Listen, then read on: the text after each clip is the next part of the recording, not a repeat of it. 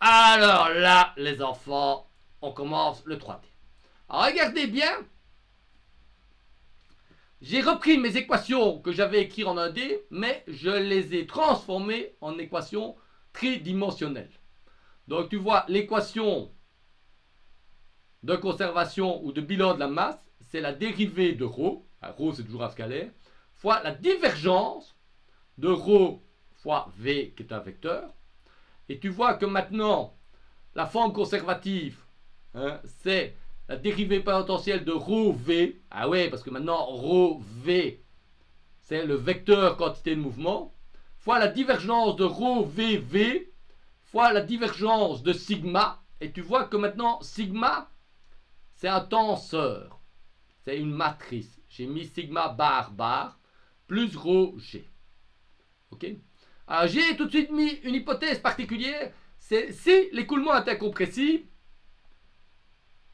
on remplace l'équation de la conservation de la masse par le fait que la divergence de la vitesse vaut 0. Alors regardez bien comment est-ce que j'ai obtenu par exemple l'équation de conservation de la masse.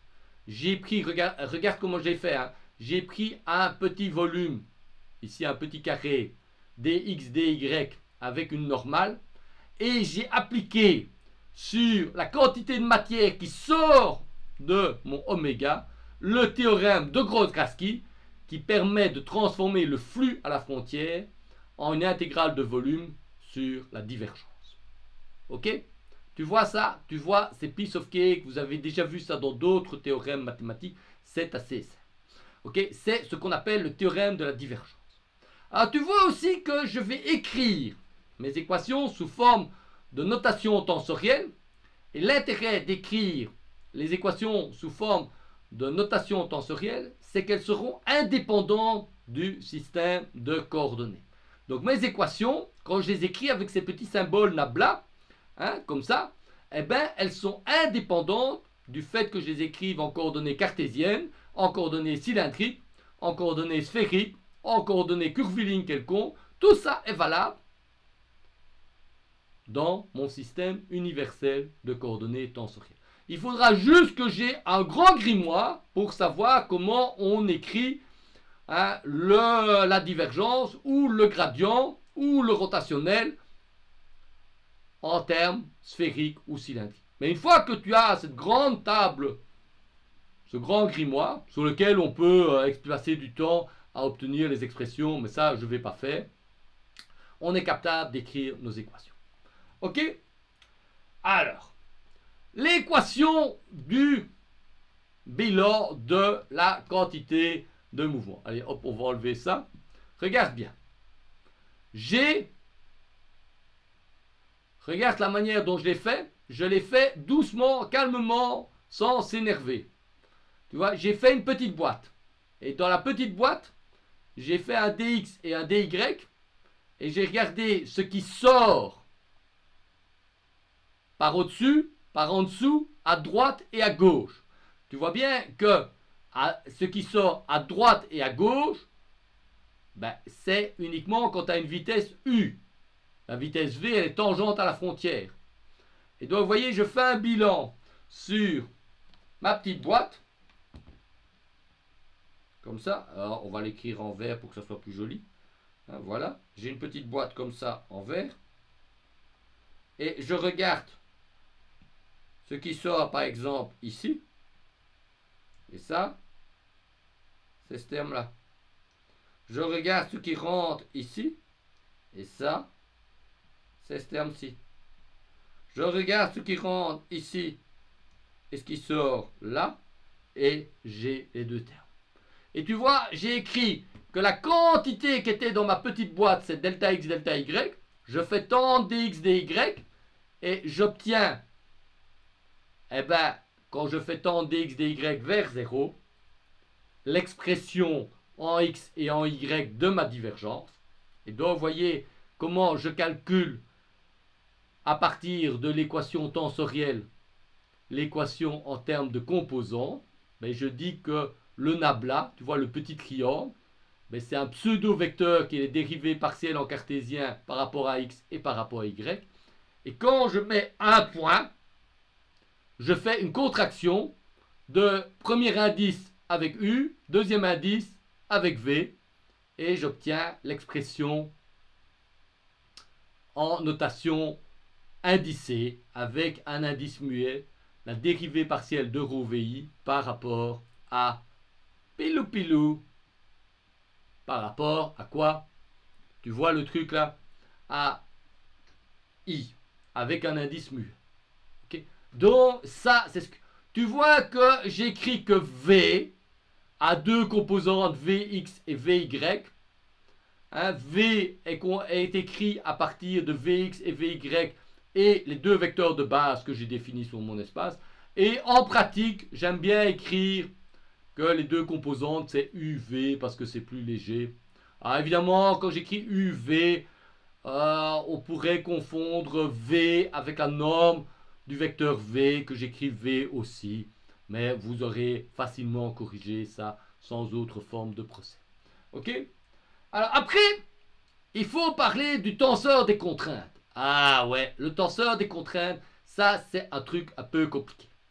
Alors tu vois, j'ai une petite boîte verte. Dans la petite boîte verte, j'ai la normale, n. Et j'ai la force exercée sur la facette. Et cette force, je l'écris t, un vecteur t. Et je dis que ce vecteur t dépend de la normale de la facette. Donc tu fais une petite boîte de taille toute petite. Et tu vois, chaque fois que j'ai une petite boîte, hein, c'est une boîte avec un dx et un dy, j'ai un t. Et ce que je vais écrire, c'est que ce t de n est obtenu à partir du tenseur sigma, qui est un tenseur à 4 dimensions, à 2 dimensions. Hein, ici, je suis mis en 2D, avec des composantes sigma xx, sigma xy, sigma yx, sigma y. Et quand je veux avoir, par exemple, le taux n tel que je l'ai dessiné sur le petit dessin, la normale, c'est un vecteur 1, 0. Et donc, j'obtiens sigma xx et sigma y. Ok? Et voyez bien, j'ai fait un petit dessin simplifié des sigma xx, sigma yx sur mon petit cube. C'est l'interprétation classique du tenseur des contraintes. Donc, en tout point de l'espace, je définis ce tenseur sigma qui dit comment j'aurais une force si je coupais, je faisais une petite coupure avec une certaine normale. Ok?